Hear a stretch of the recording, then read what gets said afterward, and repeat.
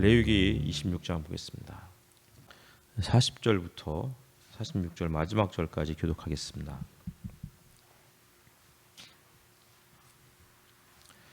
제가 먼저 읽겠습니다. 그러나 그들이 자기들이 지은 죄와 조상들이 지은 죄 곧 그들이 나를 배신하고 나에게 반항한 허물을 고백하면 또 그들이 나를 거슬렀으므로 내가 그들을 거스르지 않을 수 없었다는 것과 그래서 내가 그들을 원수가 사는 땅으로 보냈다는 것을 깨닫고 깨달지 못한 그들의 마음이 겸손해져서 자기들이 지은 죄로 벌을 기꺼이 받으며 나는 야곱과 맺은 언약과 이삭과 맺은 언약과 아브라함과 맺은 언약을 기억하고 또 그 땅도 기억하겠다. 그들에게 버림받은 그 땅은 오히려 그들이 없는 동안 평화로 있으면서 안식을 누릴 것이다. 그 기간에 그들은 내가 명한 법도를 거역한 죄값과 내가 세운 규례를 지키지 않은 죄값을 치를 것이다. 비록 그들이 죄값을 치르고 있더라도 그들이 원수의 땅에 잡혀가 있는 동안에 나는 절대로 그들을 버리지 않겠다. 미워하지도 않고 멸망시키지도 않겠다. 그래서 그들과 세운 나의 언약을 깨뜨리지 않겠다. 내가 주 그들의 하나님이기 때문이다. 그들을 돌보려고 나는 내가 이집트 땅에서 이끌어낸 그 첫 세대와 맺은 언약을 기억할 것이다. 나는 그들의 하나님이 되려고 문 민족이 보는 앞에서 그들을 이끌어내었다. 나는 주다. 같이 읽겠습니다. 이상은 주님께서 시내산에서 모세를 시켜 주님과 이스라엘 자손 사이에 세우신 여러 가지 규례와 법도와 율법이다. 아멘. 레위기 말씀을 우리가 이제 큐티를 통해서 보고 있는데 특별히 레위기는 일종의 죄 용서에 관련된 그런 내용이죠. 우리는 레위기 하면 율법, 제사 이런 이야기들을 생각하면서 그것의 궁극적인 목적, 제사나 율법의 궁극적 목적 중에 하나가 죄 용서란 사실들을 이렇게 자꾸 잊어버리려고 하는 그런 어떤 본능이 있는 것 같아요. 율법은 죄 용서가 아니고 마치 누군가를 판단하는 기준이 될 수가 있다는 거죠.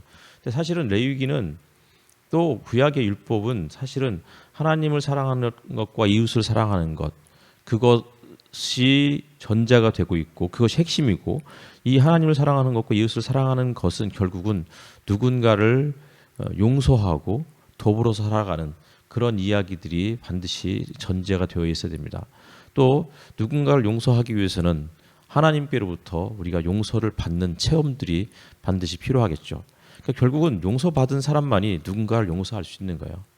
그러니까 용서라는 것은 학습되는 것 같아요. 계속해서 정말 응징하고 보복하고 대가를 치르게 만드는 그러한 분위기 속에서 살아가는 사람들과 다른 사람들을 이해하려고 노력하고 용서하고 먼저 손을 내밀고 화해하는 그런 분위기 속에서 살아가는 사람들은 어떤 문제가 터졌을 때 다 거기에 대한 대응하는 방식 자체가 다를 수밖에 없을 것 같아요. 그래서 뭐 최근 들어서 이제 뭐 그 화해 혹은 용서 이런 것들을 기독교가 아니더라도 일반 단체에서도 아주 중요한 부분으로 여기고 그것을 교육하고 연수받는 이런 과정들이 꽤 많이 생겼죠. 그러니까 결국 용서는 배워가는 것 같아요. 그러니까 레위기에서 계속해서 하나님께서 이스라엘 백성들을 향해서 뭐 제물을 어떻게 바쳐야 되고 제사를 어떤 형식으로 지내야 되고 그리고 누군가에게 잘못했을 때는 어떻게 그 사람들에게 보상해야 되고 이런 모든 과정들을 일종의 율법으로 혹은 법률로 만들어 놓은 이유는 결국은 그 토대가 하나님께서 우리에게 보여주시는 하나님의 가장 귀한 소중한 성품 중 핵심 성품 중에 하나가 우리의 연약함을 주님이 친히 아시고 우리의 연약함을 돌보시고 그리고 용서하시고 다시 기회를 주시는 분이라는 사실들을 성경이 이야기해주고 싶은 거라고 생각이 들어요. 물론 그 전제는 있죠. 그러니까 하나님은 모든 죄를 그냥 아무 조건 없이 용서하신다? 그러면 좀 억울하잖아요. 그렇죠? 우리가 조금 전에 읽었던 시편 32편이었죠. 그 말씀에서도 죄 용서를 구하는 자, 그에게 하나님께서 기꺼이 용서하시는 분으로 그렇게 말씀하고 있어요. 그러니까 근데 사실 우리의 존재를 살펴보면은 우리는 우리의 죄를 낱낱이 기억하기가 어려워요. 특히 남자들은 더 그런 것 같아요. 뭐 잘못했냐 물어보면 분명히 잘못한 건 알겠는데 뭐 잘못했는지가 기억이 잘 안 나죠. 잘못한 게 워낙 많으니까. 그래서 자꾸 여자들이 물어보죠. 잘못한 게 잘못했다 그러면 뭐 잘못했냐? 그러면 뭐 몇 가지 잘못했다 그러면 그것뿐이냐?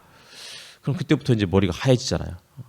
근데 하나님께도 사실 우리가 그런 존재가 아닐까 싶어요. 여성들은 어떤지 모르겠어요. 근데 남자들은 죄를 고백하라고 그러면 당장 며칠 전에 했던 죄를 딱 떠올릴 수는 있을지 몰라도 정말 깊이 고민하지 않으면 잘 몰라요. 그래서 그냥 뭉뚱그려서 용서해 주십시오. 내가 죄인입니다. 이렇게 이야기를 이게 뭐 남성들을 향한 어떤 뭐 변명일 수도 있겠지만 꼭 그런 것만 아닌 것 같아요. 남성들이 좀 여성들보다 더 감수성이 덜 예민하기 때문에 그런 부분들도 있지 않을까 싶어요. 하지만 어쨌든 그럼에도 불구하고 우리는 기본적으로 우리의 모든 죄를 다 고백할 수 없는 사람이라 할지라도 결국은 우리가 하나님께 우리의 죄를 고백해야만 살아갈 수 있는 존재인 거예요. 죄를 고백하지 않으면 결국은 내 뼈가 녹는다.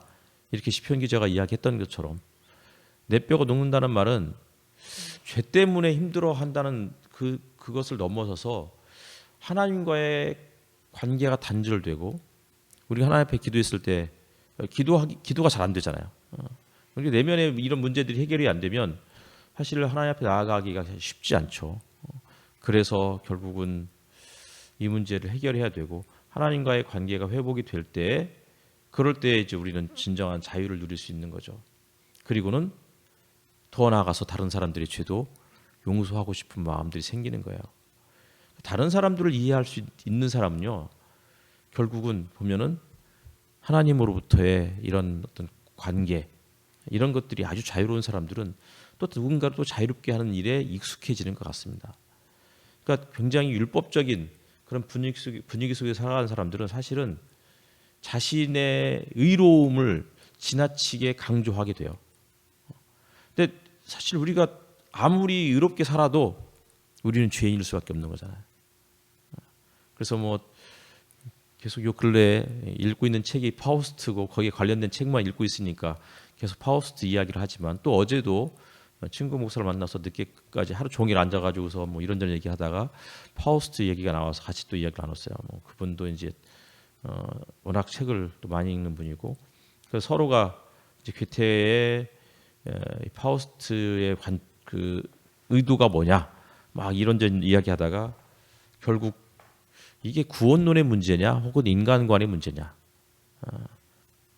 그분은 이제 인간 구원론의 문제가 아닐까 자기는 참 이해가 안 된다 이거 받아들이기 어렵다 그런데 저는 이거는 구원론의 문제가 아니고 인간론의 문제다 인간이 얼마나 진짜 말도 안 되는 존재인지 그런데 너무나도 놀라운 것은 하나님께서 그런 인간을 하나님보다 조금 못한 존재라고 여겨주셨다 이 사실이 우리를 살게 만드는 거다라는 그런 이야기를 함께 나눴습니다. 그러니까 파우스트도 그렇게 멍망을 살았지만 결국은 하나님이 그를 마지막에 내가 너를 구원한다 라고 말씀하시잖아요. 물론 회개하지 않았는데 어떻게 하나님이 구원하실 수 있느냐 그건 잘 모르겠어요. 하지만 정말 중요한 것은 아무리 허섭쓰레기 같은 존재를 할지라도 하나님께서 구원하고자 하는 마음을 먹으시면 기꺼이 구원하시는 분이시다라는 그런 생각들이 드는 그런 책이었습니다. 어쨌든 간에 레위기는 이제 마무리를 하면서 그런 이야기를 해주고 있는 거예요. 결국 주님이 우리의 죄를 기꺼이 용서하시는 분이시다. 그리고 그 죄를 용서하기 위해서 그거에 상응하는 그 죄에 상응하는 대가를 또 치르게 하시는 분이시다는 거예요. 왜 우리에게 대가를 치르게 해요? 왜 우리 자녀들이 잘못했을 때 자녀들에게 때로는 뭐 혼쭐을 내고 때로는 회초리를 대는 이유가 뭐예요? 깨닫게 하기 위함이잖아요. 그래서 히브리서의 말씀처럼 결국은 징계가 없으면 살생자다. 라는 그런 말씀이 그런 의미를 내포하고 있는 거죠. 우리를 깨닫게 하기 위해서. 다시 말하면 우리를 징계하시는 것이 목적이 아니고 우리가 깨닫고 돌이키고 그리고 죄 용서를 받게 하기 위한 것. 이것이 가장 중요한 성경의 핵심이라 사실이에요. 그 이유가 뭐냐면 주님은 아주 오래전에 믿음의 조상 아브라함과 이삭과 야곱에게 맺은 그 언약을 기억하기 때문이라는 거예요. 아브라함, 이삭, 야곱 보세요. 이 사람들이 한 일이 뭐가 있어요? 나름 아브라함은 괜찮은 일을 하지 않았을까요? 성경은 하나님께서 아브라함을 갈대아 우르에서 이끌어내신 이유에 대해서 설명하고 있지 않아요. 물론 유대인들이 도대체 하나님이 아브라함을 왜 구원해 내셨을까? 왜 그를 그 갈대아 우르에서 불러내셨을까? 그러면서 나름 만들어낸 또 다른 이야기들이 있죠. 아브라함은 우상들을 섬기는 나라에서 우상을 섬기지 않았다. 등등 이런 이야기들을 하지만 성경은 그런 얘기를 하고 있지 않아요. 오직 성경은 하나님이 그냥 그를 선택하셨고 불러내신 거예요. 불러내셨는데 곧바로 아브라함도 실수하잖아요. 자기 아내를 누이라고 속이고. 이삭은 어떤 존재예요? 학자들 중에서는 이삭은 장애를 가지고 있을 것이다 라고 이야기해요. 일종의 자폐나 지적 장애를 갖고 있었을 수도 있다. 그래서 이스마엘이 그를 놀렸다. 이렇게 이야기를 하는 사람도 있어요. 충분히 그럴 만한 그런 부분들이 또 있을 수 있어요. 그럼에도 불구하고 하나님이 이삭을 선택하셨고 그를 믿음의 조상으로 세우셨다고요. 야곱은 더 가관이죠. 그런데 하나님이 어쨌든 간에 아브라함, 이삭, 야곱과 맺은 그 언약. 그러니까 아브라함과 이삭과 야곱이 탁월해서 그들과 맺은 그 언약을 맺으신 것이 아니고 사실은 부족하기 짝이 없음에도 불구하고 그들과 언약을 맺으셨고 그런데 사실 우리도 보면은 그들보다 못하면 못했지 더 잘하는 게 없는 거죠. 그래서 우리가 정말 잘못된 길로 나아갈 때마다 주님이 그 아브라함과 이삭과 야곱과 맺은 그 언약을 기억하시는 거예요. 기억하시고 그리고는 우리에게 다시 기회를 주시는 것이죠. 그러니까 하나님은 징계하시는 분이 아니고 그분은 우리를 징계를 통해서 다시 우리의 하나님과 우리의 관계, 아버지와 자녀의 관계를 회복하시고 그리고는 다시금 자유로운 삶을 살아갈 수 있도록 기회를 주시는 분이시다.